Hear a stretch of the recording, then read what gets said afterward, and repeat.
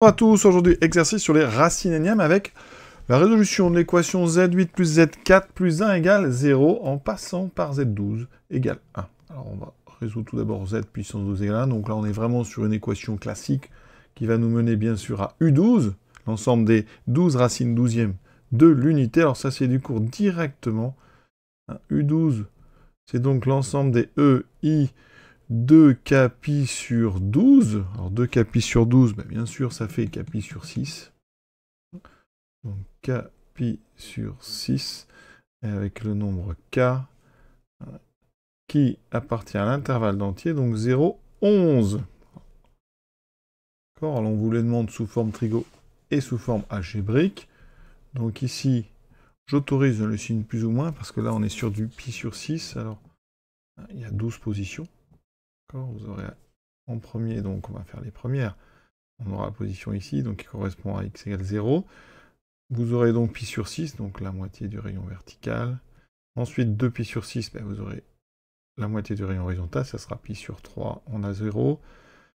Pi sur 6, pi sur 3, on aura pi sur 12, pi sur 2, pardon, ça sera pour k, donc égale 3. Et on continue, donc après, vous aurez ici tous ceux qui sont dans les mêmes familles que pi sur 6, pi sur 3 et pi sur 2, ce qui en fait bien effectivement 12. Alors on va les recopier rapidement. Voilà, et donc il y en a bien 12. On va les mettre par 2. Ça nous gagnera un petit peu d'écriture. Alors on a donc 0, et on a moins 1, donc plus ou moins 1. Voilà. Ensuite, pi sur 6, on a celui qui est en face, qui est son opposé, donc plus ou moins EI pi sur 6. Ensuite, plus ou moins EI pi sur 3. On aura celui-ci, plus ou moins I. Ensuite, alors soit je vais ici, donc en 2pi sur 3, et en face, j'aurai celui-ci. Donc, je peux mettre plus ou moins EI 2pi sur 3, et ensuite plus ou moins EI 5pi sur 6. Alors, les formes algébriques de tout ça, alors plus ou moins 1, ça c'est déjà une forme algébrique. Ensuite, là, alors, pi sur 6, bah, vous avez les fameux, donc en pi sur 6, c'est le cosinus qui vaut racine de 3 sur 2, hein, plus ou moins, alors, c'est-à-dire que le EI pi sur 6 et le EI 5 pi sur 6, avec plus ou moins, le regroupe en plus ou moins racine de 3 sur 2, plus ou moins I sur 2. Donc je vais mettre plus ou moins 1 demi de I. Et là, j'en ai 4 en même temps, vous voyez. Ensuite, on va regrouper ensemble le EI pi sur 3 et le 2EI pi sur 3. Ça veut dire qu'ici, je vais écrire donc plus ou moins 1 demi, plus ou moins, donc racine de 3 sur 2i, et ensuite il me restera plus ou moins i, et vous voyez bien, ça en fait bien 12. Donc ça, c'est le groupe des 12 racines unièmes, des 12 racines douzièmes de l'unité. Question B. Alors on est sur une équation z8 plus z4 plus 1 égale 0, et il faut en déduire, donc je dois revenir à du z12. Alors comment on revient à du z12? Alors l'idée c'est la suivante, c'est qu'ici, bien z8, vous pouvez voir que c'est z4 au carré, plus z4 à la puissance 1, plus 1. Et donc l'équation, elle se transforme comme ça. Ça veut dire qu'ici, on est ramené à, ici, une somme 1 plus Q plus Q2. Et ça, on sait, eh bien que ça fait 1 moins Q3 sur 1 moins Q, à condition que Q soit différent de 1.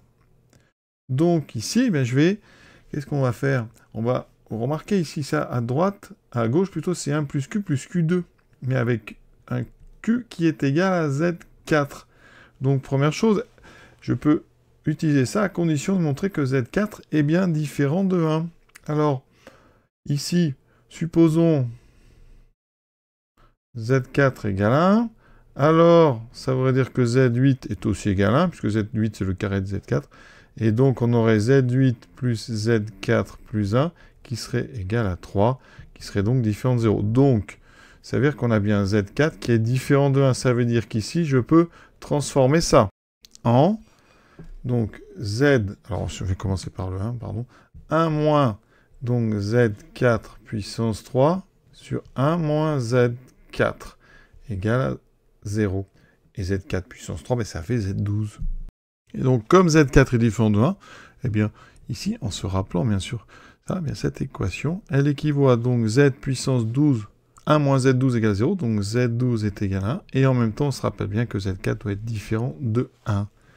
Et donc, ça veut dire que, eh bien, on doit avoir donc z qui appartient à U12, mais qui ne doit pas appartenir à U4, donc U12 privé de U4. Rappelons U4, donc U4, hein, c'est l'ensemble des racines quatrièmes, hein, donc celles-là, on les connaît très très bien, il y a plus ou moins 1, et il y a plus ou moins I. Donc ça veut dire que U12 privé de U4, c'est donc l'ensemble, alors j'ai encore, il faut enlever plus ou moins 1 et plus ou moins, il vous reste plus ou moins racine de 3 sur 2, plus ou moins 1 demi de I, et plus ou moins 1 demi, plus ou moins I racine de 3 sur 2. Voilà, et donc les solutions eh bien, de notre équation, et c'est donc U12 privé de U4. Et on a terminé ce petit exercice.